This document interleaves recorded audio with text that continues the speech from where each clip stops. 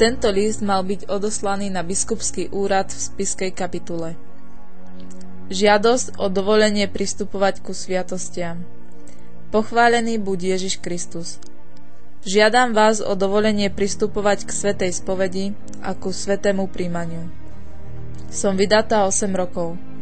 S manželom Jozefom sme od začiatku bývali u jeho rodičov v Hruštíne. Máme spolu dcérku Luizu. Od začiatku som vnímala vplyv svokry na náš život ako príliš silný, ako by ho nám chcela riadiť. Nedokázali sme si však zariadiť samostatné bývanie. Množili sa konflikty. Manžel začal reagovať na napätia podráždene a agresívne.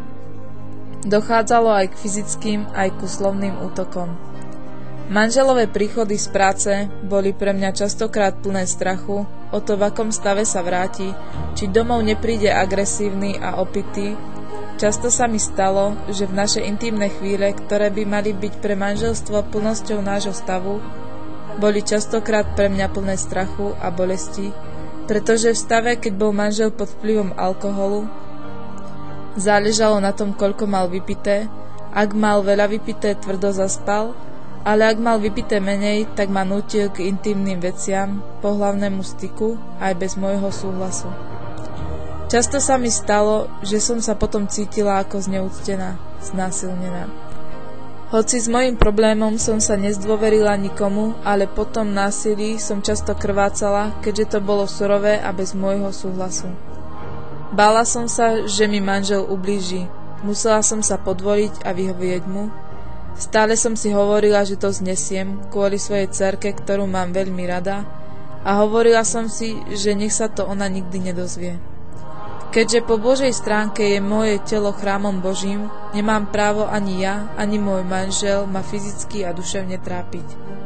Prvýkrát o tejto intimnosti som sa zdôverila iba na polícii, a pretože Božia pomoc je pre mňa všetkým, je to posila, viera a silná pomoc v mojom osobnom aj rodinnom živote.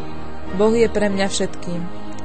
Ďalší útok, ktorý mi dodal odvahu postaviť sa z očí v oči pravde, ktorú som nechcela, alebo bránila som sa ju priznať, bolo to, že ma manžel pred týmto útokom, ktorý sa stal 26. septembra 2007, napadol nožom v triezvom stave.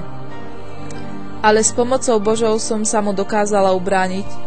Utíšila som ho slovami a s pomocou nášho Pána sa mi ho podarilo ukľudniť, a hlavne posledné týždne, kedy ma často napádal fyzicky, to znamená, že ma trhal za vlasy, hlavou mi búchal po stole, kopal ma do stehna, vykrúcal mi ruky, pesťami ma udieral po tele, a to nebolo všetko.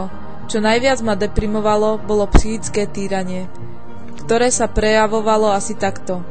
Manžel mi donúcoval myšlienku, že ma nikto nemá rád, ani dcéra, ani on, ani nikto z okolia.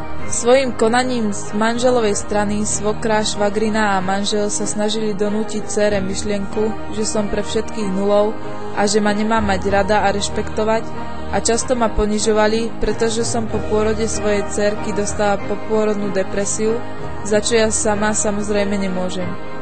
Dcérku ľúbim a je pre mňa všetkým. Obetujem za ňu aj celý život.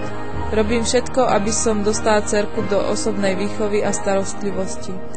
Verím, že túto moju žiadosť príjmete a budem môcť pomocou Božou a vašim povolením príjmať sviatosti. Za to vám prejavujem úprimnú vďaku. S pozdravom ostáva Valéria Vojčiková.